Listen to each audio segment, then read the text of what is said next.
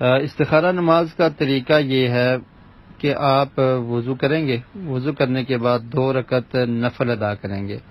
2 رکعت نفل ادا کرنے کے بعد آپ نے اسی جگہ پر بیٹھ کر اللہ تعالیٰ کی تعریف درود پڑھنے کے بعد آپ نے استخارہ کی دعا پڑھنی ہے۔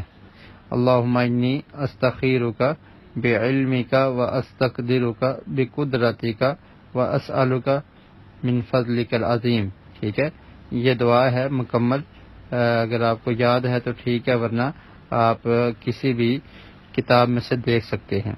صحیح بخاری میں یہ روایت موجود ہے، اس کا نمبر ہے 7390۔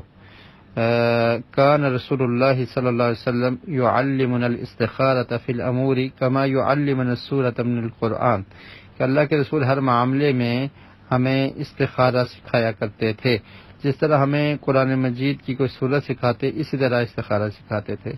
تو نمبر جو میں نے آپ کو بولا ہے وہ بھی دیکھ سکتے ہیں آپ، یا 1162 دیکھ سکتے ہیں، ٹھیک ہے، 1162۔ تو اس میں اللہ کے رسول نے فرمایا اذا ہم احدکم بالامر، کہ جب آپ کو کوئی معاملہ پیش آئے تو کیا کرنا ہے، فلیرکع رکعتین، 2 رکعت نماز ادا کرنی ہے، من غیر الفریضہ، فرض نماز کے علاوہ یہ نفل ہونے چاہیے۔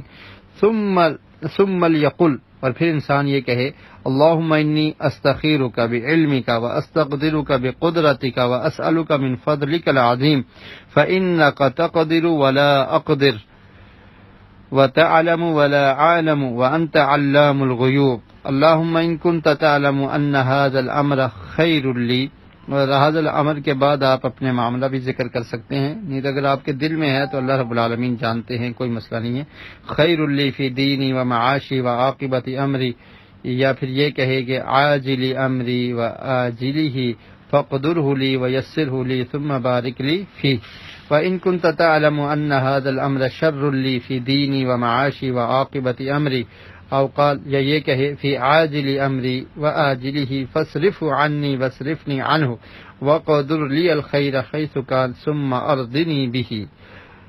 تو یہ طریقہ ہے استخارہ کا۔ 2 رکعت نماز پڑھنی ہے، 2 رکعت نماز پڑھنے کے بعد آپ نے یہ دعا کرنی ہے، اور اپنی جو حاجت ہے، جو پریشانی ہے، جو معاملہ ہے، اس کا ذکر کر دیں کہ اللہ تعالیٰ ان میں سے جو بہتر ہے وہ میرے حق میں بہتر کر دے۔ تو اس طرح استخارہ آپ کریں گے۔